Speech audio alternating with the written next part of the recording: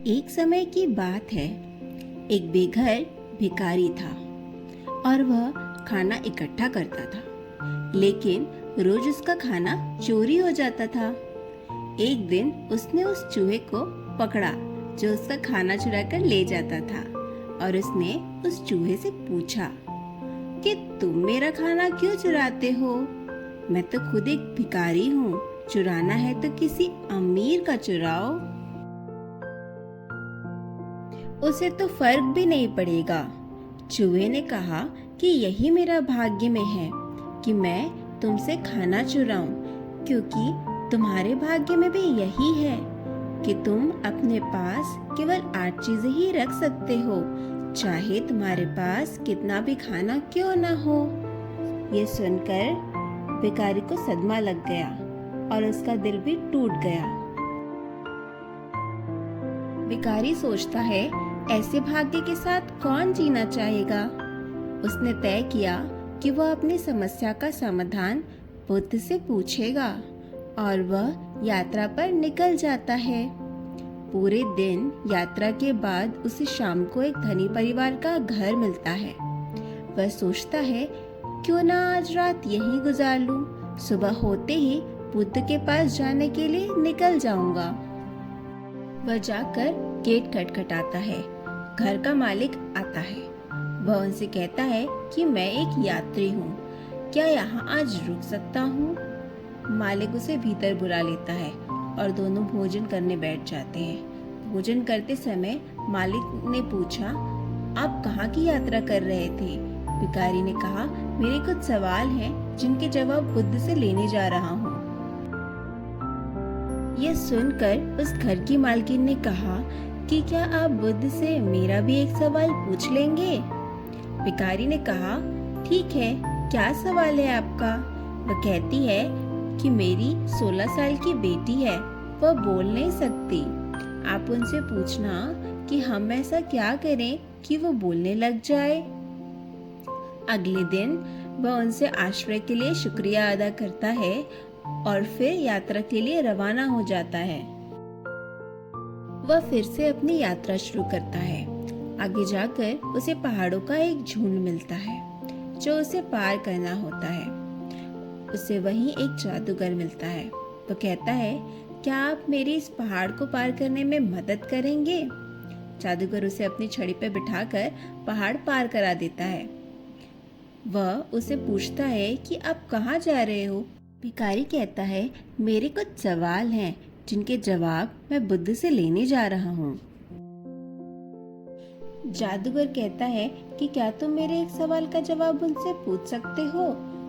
भिखारी कहता है, हाँ। तब जादूगर कहता है कि मैं पिछले 1000 साल से स्वर्ग जाने का इंतजार कर रहा हूँ। मैंने सारी शिक्षा प्राप्त कर ली है। तुम बुद्ध से पूछना कि स्वर्ग जाने के लिए अब मुझे क्या करना होगा। भिखारी सवाल सुनकर फिर आगे यात्रा शुरू कर देता है। कुछ दूर चलने के बाद फिर से उसे एक नदी मिलती है। वह उसके लिए रुकावट होती है, क्योंकि वह गहरी होती है, जिसे पार करना उसके लिए मुश्किल होता है। लेकिन सौभाग्य से उसे एक कछुआ मिल जाता है और उसे वह नदी पार कराने लगता है। नदी पार करते समय वह भिखारी से कछुआ पूछता है कि तुम कहाँ जा रहे हो? वह कहता है, मैं बुद्ध के पास अपने कुछ सवालों के जवाब लेने जा रहा हूँ। कछुआ कहता है, मेरा भी एक सवाल है। भिखारी कहता है, क्या बताओ? कछुआ कहता है कि मैं 500 सालों से ड्रैगन बनने का इंतजार कर रहा हूँ। मेरी शिक्षा के अनुसार मुझे अब तक तो ड्रैगन बन जाना चाहिए था। क्या तुम पूछ सकते हो मुझे अभी और कितना समय लगेगा? भिखारी ठीक है कहकर नदी पार पहुंच जाता है और फिर यात्रा शुरू कर देता है, और अंत में बुद्ध के मठ के यहाँ पहुंच जाता है और मन ही मन सोचता है कि आज महान बुद्धा से मिल ही लूंगा, और पूरे आनंद और उत्साह से मठ के अंदर जाकर बुद्ध को प्रणाम करता है और कहता है कि मैं एक भिखारी हूँ, मेरे कुछ सवाल हैं, उसके जवाब लेने आया हूँ। बुद्ध ने कहा, ठीक है, लेकिन मैं सिर्फ 3 सवालों का जवाब ही दूंगा। बेघर भिखारी कहता है, लेकिन मेरे तो 4 सवाल हैं। बुद्ध कुछ उत्तर नहीं देते। अब भिखारी सोच में पड़ जाता है कि मैं क्या करूं। तब वह बड़े ध्यान से उस कछुए के बारे में सोचता है जो 500 साल से ड्रैगन बनने का इंतजार कर रहा है। उसे कितनी तकलीफ हुई होगी। फिर वह उस जादूगर के बारे में सोचता है जो कि 1000 सालों से स्वर्ग जाने का इंतजार कर रहा है। 1000 साल बहुत होते हैं। अब उस जादूगर को स्वर्ग जाना ही चाहिए। आखिर में उस लड़की के बारे में भी सोचता है कि उसके आगे पूरी जिंदगी पड़ी है। उसका बोलना कितना जरूरी है। बिना बोले कैसे वह अपना जिंदगी जिएगी। ये तो क्रूरता है, पाप है। फिर वह खुद को देखता है और सोचता है कि मैं तो एक भिखारी हूँ। मैं वापस जाकर भीख मांग सकता हूँ। मेरा क्या है, मेरा तो कुछ नहीं बदलेगा, लेकिन इनके सवालों का जवाब जरूरी है। इनका सब कुछ बदल सकता है।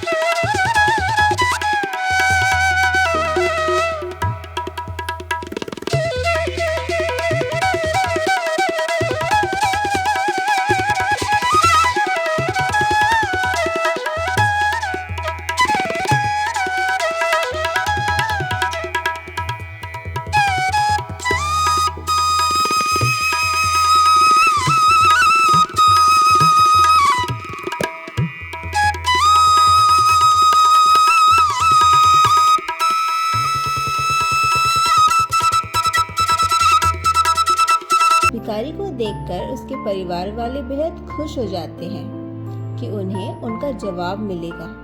भिखारी कहता है, आपकी बेटी बोल पाएगी जब उसे उसका हमसफर मिलेगा। उसी क्षण उनकी बेटी नीचे आकर कहती है कि क्या ये वही आदमी है जो पिछले हफ्ते आया था।